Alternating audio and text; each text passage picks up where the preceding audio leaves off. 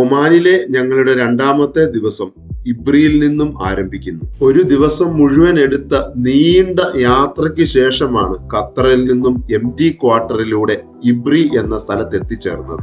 ഞങ്ങൾ ബുക്ക് ചെയ്ത എഫ്&എം ഹോട്ടലിന്റെ വിൻഡോയിലൂടെയുള്ള ഇബ്രിയുടെ കാഴ്ചകളും സൂര്യോദയവുമാണ് ഇപ്പോൾ ഈ കാണുന്നത്. അതിസുന്ദരമായ ഒരു ദിവസം തുടങ്ങാൻ ഈ കാഴ്ച തന്നെ മതി. കയ്യിൽ കരുതിയിരുന്ന ബ്രെഡും ജാമും ഒക്കെയായിരുന്നു പ്രഭാത ഭക്ഷണം. ഇബ്രിയിൽ നിന്നും ജബൽ ഷാംസിലേക്കാണ് ഇന്നത്തെ ഞങ്ങളുടെ യാത്ര. 3000 മീറ്ററിലധികം ഉയരമുള്ള ആ മലമുകളിലേക്കുള്ള യാത്ര തന്നെയാണ് ഇന്നത്തെ ഹൈലൈറ്റ്. പോകുന്ന വഴിയിലുള്ള നഗരങ്ങളും ഗ്രാമങ്ങളും കാഴ്ചകളും എല്ലാമാണ് ഇന്നത്തെ വീഡിയോയിൽ ഉൾപ്പെടുത്തിയിരിക്കുന്നത്. ബഹല എന്ന ടൗണിലേക്കുള്ള എൻട്രൻസ് ആണ് ഇത്. ബഹല ഗേറ്റ് എന്നാണ് ഇത് അറിയപ്പെടുന്നത്. ബഹല ഫോർട്ട് ഒമാനിലെ ഒരു പ്രശസ്തമായ ചരിത്ര സ്മാരകമാണ് ഇത്. 13ാം നൂറ്റാണ്ടിൽ നിർമ്മിക്കപ്പെട്ട ഈ കോട്ട 1987 യുനെസ്കോയുടെ പൈതൃക പട്ടികയിൽ ഉൾപ്പെടുത്തി. ബഹല കോട്ടയ്ക്ക് ചുറ്റുമുള്ള സാന്ദ്രമായ മതിൽ 12 കിലോമീറ്റർ നീളമുള്ളതാണ്. സമയക്കുറവ് മൂലം അതിനുള്ളിൽ പ്രവേശിക്കുവാൻ ഞങ്ങൾക്ക് സാധിച്ചില്ല. ഇവിടെ നിന്നും 200 കിലോമീറ്റർ ആണ് മസ്കറ്റിലേക്കുള്ള ദൂരം.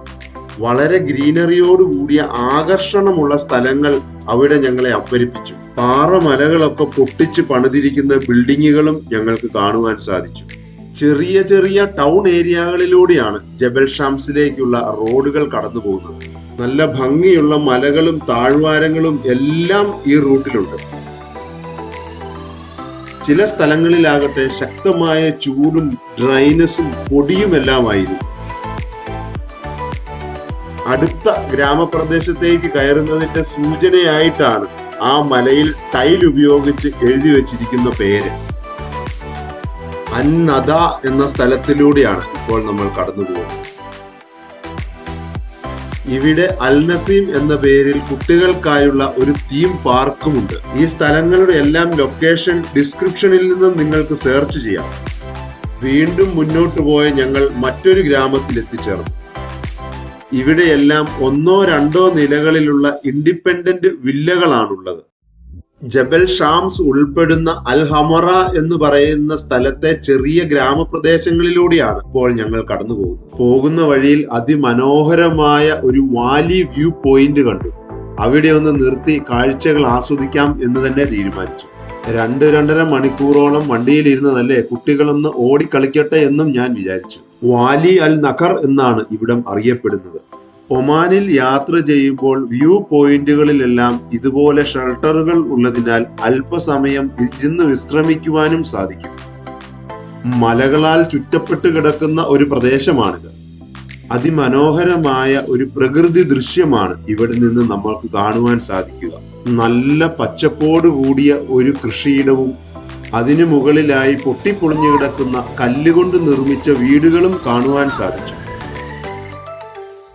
പിന്നീടുള്ള എന്റെ അന്വേഷണത്തിലാണ് അറിഞ്ഞത് ഇത് അതിപുരാതനമായ അൽ ദുവഹീർ എന്ന ഒരു ഗ്രാമമായിരുന്നു. ഇപ്പോൾ ഈ ഗ്രാമവാസികൾ അപ്പുറത്ത് മാറിയാണ് താമസിക്കുന്നത്.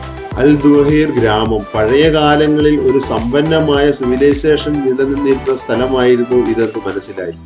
താഴ്വാരങ്ങളിലൂടെ വണ്ടികളൊക്കെ പോകുന്നു. ഒരുപക്ഷെ മഴക്കാലത്ത് അതിശക്തമായി ജലമൊഴുകുന്ന സ്ഥലമായിരിക്കാം ഇത്. അങ്ങനെ വാലി വ്യൂ പോയിന്റിലെ കാഴ്ചകളൊക്കെ ആസ്വദിച്ചതിന് ശേഷം ജബൽ ഷംസിലേക്കുള്ള ഞങ്ങളുടെ യാത്ര തുടർന്നു. ഒമാനിലെ ഏറ്റവും ഉയരം കൂടിയ മൗണ്ടെയിൻ ആണ് ജബൽ ഷംസ്.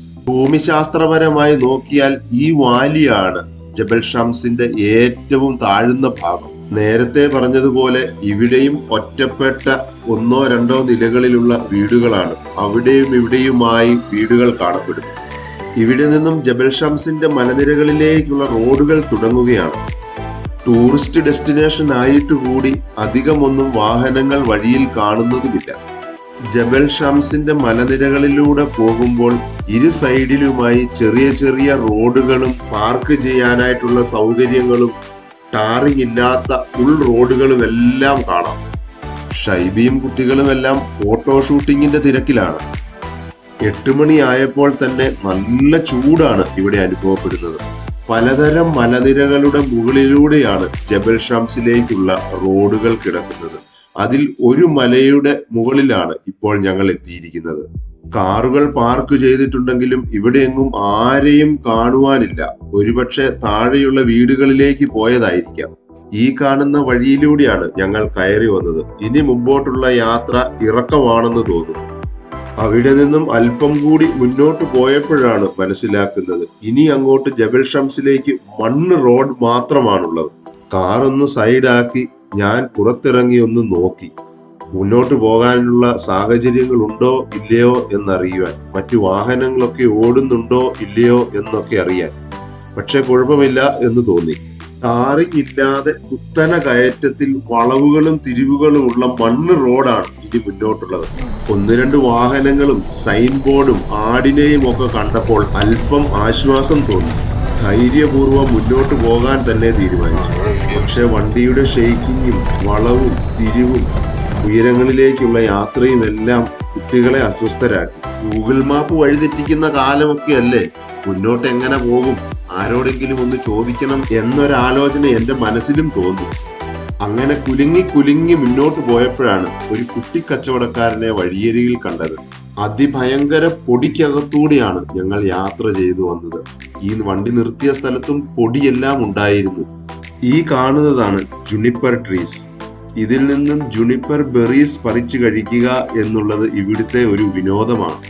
ആ മരങ്ങളിൽ നിന്നെല്ലാം പറിച്ച് യാത്രക്കാർക്ക് കച്ചവടം നടത്തുവാനായിട്ട് വഴിയരികിൽ നിൽക്കുന്നതാണിവൻ. എന്തായാലും ചില കാര്യങ്ങളൊക്കെ ഷൈബി അറബിയിൽ ചോദിച്ചറിഞ്ഞു. മുന്നോട്ട് തന്നെ പോകാം എന്ന് തീരുമാനിച്ചു. അവന്റെ കയ്യിൽ നിന്നും ഒരു തട്ടിലുള്ള ജുനിപ്പർ ബെറീസും മേടിച്ചു. ഒരു ഒമാനി റിയാലാണ് അതിന്റെ വില. ഇതെല്ലാം ജബൽ ഷംസിന്റെ ഭാഗങ്ങളാണ്. എങ്കിലും ആ ബോർഡിൽ നോക്കി റൈറ്റിലേക്ക് പോകുന്നതാണ് ടൂറിസ്റ്റ് ഡെസ്റ്റിനേഷൻ എന്ന് ആ കുട്ടി ഞങ്ങളോട് പറഞ്ഞു. അങ്ങനെ ജബൽ ഷംസ് ആസ്വദിച്ചുകൊണ്ട് ഞങ്ങളുടെ യാത്ര മുന്നോട്ട് നീങ്ങി. കുന്നുകളും വളവുകളും ചെരിവുകളും കയറ്റവും ഇറക്കവും എല്ലാമായി മുന്നോട്ട് പൊക്കോണ്ടിരിക്കുന്നു. സമുദ്രനിരപ്പിൽ നിന്നും ഏതാണ്ട് 3000 മീറ്റർ ഉയരത്തിലാണ് ജബൽ ഷംസ്. മണ്ണും പൊടിയുമെല്ലാം ആയതിനാൽ യാത്ര എങ്ങനെയാകും എന്നൊരു അസ്വസ്ഥതയും ഉണ്ടായിരുന്നു. അപ്പോഴാണ് ഞങ്ങളെ അതിശയിപ്പിച്ചുകൊണ്ട് നല്ല ടാറിട്ട റോഡ് മുമ്പിൽ കാണുന്നത്. അങ്ങനെ പോകുമ്പോൾ മുമ്പിൽ കണ്ട ആട്ടും കൂട്ടങ്ങളും എതിരെ വരുന്ന കാറുകളും എല്ലാം കുട്ടികളിലും ഉണർവ് നൽകി. എതിരെ വരുന്ന വണ്ടികളൊക്കെ കണ്ടപ്പോൾ ആളും അനക്കവും ഒക്കെയുള്ള സ്ഥലമാണെന്ന് മനസ്സിലായി. ചില അസ്വസ്ഥതകളും വയറുവേദനയും ഒക്കെ കുട്ടികൾ പറയുന്നുണ്ടായിരുന്നു. അങ്ങനെ ജബൽ ഷംസ് എന്ന് പറയുന്ന ഒമാനിലെ ഏറ്റവും ഉയരം കൂടിയ മലയുടെ പരന്ന പ്രദേശത്തൂടെ ഞങ്ങൾ വണ്ടിയിൽ യാത്ര തുടർന്നു.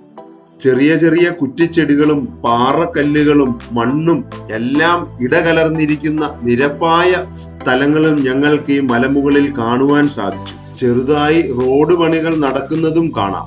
വളരെയധികം ചലഞ്ചസ് നേരിടുന്ന ഒരു അഡ്വഞ്ചറസ് ട്രിപ്പായിരുന്നു ജബൽ ഷംസിലേത്. എങ്കിലും അതെല്ലാം വളരെ ആസ്വാദ്യകരമായി ഞങ്ങൾ ആഘോഷിച്ചു. ജബൽ ഷംസിൽ കണ്ട വലിയ കാക്കകൾ നാടിനെ ഓർമ്മപ്പെടുത്തി. റൂഫ് ഓഫ് ഒമാൻ എന്നറിയപ്പെടുന്ന ജബൽ ഷംസിലേക്ക് യാത്ര ചെയ്യണം എന്നുള്ളതൊഴിച്ചാൽ ഇവിടത്തെ കുറിച്ച് വലിയ പഠനങ്ങളൊന്നും ഞാൻ നടത്തിയിട്ടില്ലായിരുന്നു. ഇവിടെ റിസോർട്ടുകളും ക്യാമ്പിങ്ങും ട്രക്കിങ്ങും എല്ലാം അവൈലബിൾ ആയിരുന്നു. ഇതറിഞ്ഞിരുന്നുവെങ്കിൽ കഴിഞ്ഞ രാത്രി ഇബ്രിയിൽ ചെലവഴിക്കാതെ ജബൽ ഷംസിൽ തങ്ങാമായിരുന്നു എന്ന് ചിന്തിപ്പിച്ചത്. ജബൽ ഷംസ് എന്ന റിസോർട്ട് വരെ ടാറിങ് ഉണ്ടായിരുന്നുള്ളൂ. വീണ്ടും മുന്നോട്ട് മണ്ണ് റോഡുകളാണ്. ഗൂഗിൾ മാപ്പിലെ വഴി ഇവിടം കൊണ്ട് തീർന്നെങ്കിലും അല്പം മുമ്പോട്ട് വഴിപാടുകൾ ഉണ്ടായിരുന്നു. അതുവഴി അല്പം കൂടി മുന്നോട്ട് പോയപ്പോഴാണ് അവിടെ ഒരു ചെറിയ ഗ്രാമം പോലെ വീടുകളും മസ്ജിദും കോഫി ഷോപ്പും കുറെ ആളുകളെ എല്ലാം കണ്ടത്. കാറ് പാർക്ക് ചെയ്തതിനു ശേഷം അല്പം മുന്നോട്ട് നടന്നപ്പോഴാണ് അമ്പരപ്പിക്കുന്ന ആ കാഴ്ച ഞങ്ങൾ കാണുന്നത്.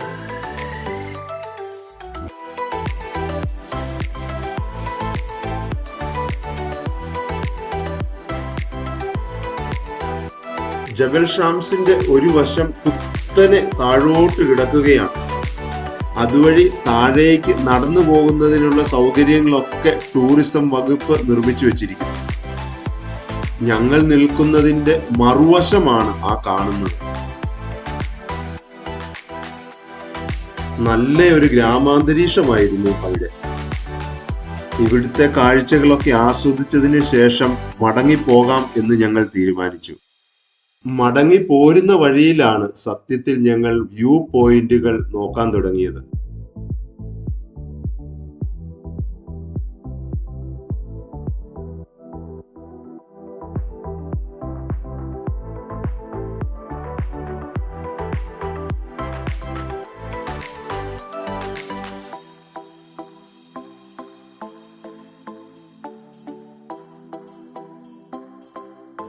നടുഭാഗം താഴേക്ക് പോയിരിക്കുന്നു എന്ന് തോന്നുമാറ് ചുറ്റുവട്ടത്തിലും കിടക്കുന്ന പർവ്വത നിരകളാണ് ജബൽ ഷംസ് എന്നെനിക്ക് മനസ്സിലായി. അങ്ങ് താഴേക്ക് നോക്കിയപ്പോൾ അവിടെ ചില വീടുകളും കാണാൻ സാധിച്ചു.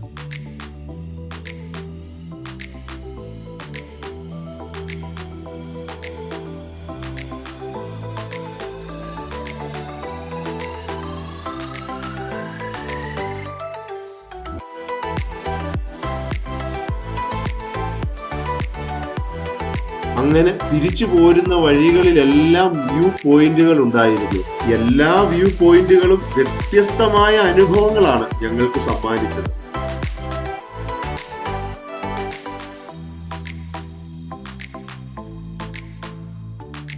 മൗണ്ടെയിൻ ഓഫ് സൺ എന്നാണ് ജബൽ ഷംസിന്റെ മീനിങ്. ഒമാനിൽ ഏറ്റവും ആദ്യം സൂര്യകിരണങ്ങൾ പതിക്കുന്നത് ഈ മൗണ്ടനിലായതുകൊണ്ടാണ് ജബൽ ഷംസ് അല്ലെങ്കിൽ മൗണ്ടെയിൻ ഓഫ് സൺ എന്ന പേര് ഇതിന് ലഭിച്ചത്. സമുദ്രനിരപ്പിൽ നിന്നും 3000 മീറ്ററിലധികം ഉയരത്തിലാണ് ഇപ്പോൾ ഞങ്ങൾ നിൽക്കുന്നത്. ഇവിടെ നിന്നും ഞങ്ങളുടെ അടുത്ത ഡെസ്റ്റിനേഷൻ അൽഹുദ കേവ് ആണ്. അൽഹുദ കേവിലേക്കുള്ള യാത്രയും വിശേഷങ്ങളുമായി വീണ്ടും കാണാം. Thank you very much.